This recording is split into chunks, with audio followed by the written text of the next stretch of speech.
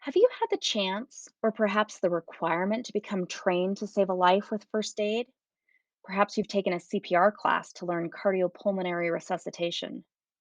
The importance of first aid care is pretty basic: recognizing the signs that someone is physically struggling, taking corrective action, and getting that person connected to care. But would you know what to do if someone were exhibiting signs that they were struggling emotionally or behaviorally? Do you know what to do in a mental health crisis? I'm Shannon Decker, and I'm very excited to join you virtually tonight to share my passion for mental health education. Our mission at the Speedy Foundation is to advocate to prevent suicide, promote conversations to end stigma, and support mental health education. We encourage you to add some tools to your toolbox by participating in a mental health training to ensure that you are mentally covered. In the US, over 25% of adults suffer from a diagnosable mental disorder in any given year. Mental disorders are the leading cause of disability for individuals ages 15 to 44, and 75% of all mental illnesses develop by age 24. You're more likely to come into contact with someone experiencing a mental, emotional, or behavioral health crisis than a physical health crisis. So the question is this: are you prepared to assist? Because the person struggling could be someone that you love. It is our hope that Idahoans across the state will step up to learn more and increase their mental health literacy. Learning opportunities vary based on time, topic, cost, and intended audience. But overall, a mental health training will help you to understand the warning signs and risk factors to be aware of.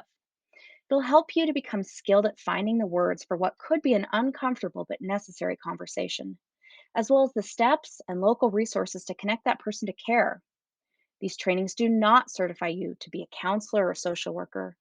Instead, they teach community members the basics: know the signs, find the words, and reach out. Perhaps you have 60 minutes to attend a QPR training to learn how to question directly: are you having thoughts of suicide? Persuade that hope and help is available, and then refer that person to safety. Maybe you have 3 hours to attend Safe Talk. Mental health first aid or youth mental health first aid is a full day workshop where participants learn to apply the Algae First Aid Action Plan. Assist is a remarkable 2 day workshop where individuals develop skills to connect, understand, and provide assistance. The Speedy Foundation has created an online and on demand training platform. Check out our opioid response training.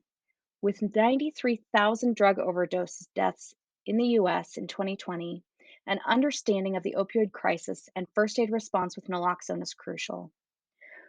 Or check out Why Messaging Matters, a training for media outlets presented by the Idaho Suicide Prevention Hotline and our team. We also offer mentally covered training for organizations interested in developing a training individualized to meet their needs.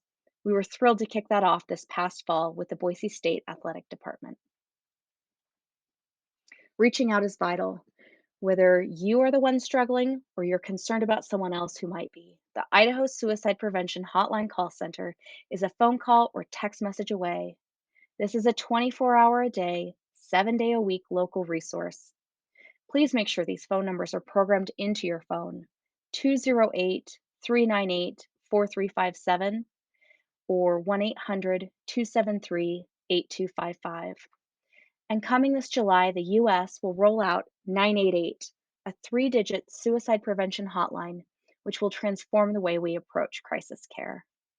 These numbers might not be for you, they might not be for now, but someday these numbers could help save a life. Each of us can do so much to help support those we love, those we work with, and those we share this world with. Let's tip the scale to create incredible protective factors that outweigh the risk factors someone might have experienced. We can all help create resilience for ourselves and for one another. Finding a training might take some work. Talk to your friends and neighbors, see if they've attended a training, or invite them to join you. Set up a training for your office or community organization. Our trainings can be found by visiting mentallycovered.org and by following us on our social media channels. You can also find local trainings through the Idaho Suicide Prevention Hotline, the Department of Health and Welfare, by getting involved with your local suicide prevention coalition group, or by visiting the community partners that are here tonight to learn what opportunities they provide. And one more way to find a mental health training is to search eventbrite.com. Use the keywords suicide prevention or mental health and see what catches your eye. I want to give a big shout out and thank you to Wendy, September, and all who organized tonight's event. Thank you for being here, and thank you for considering being mentally covered.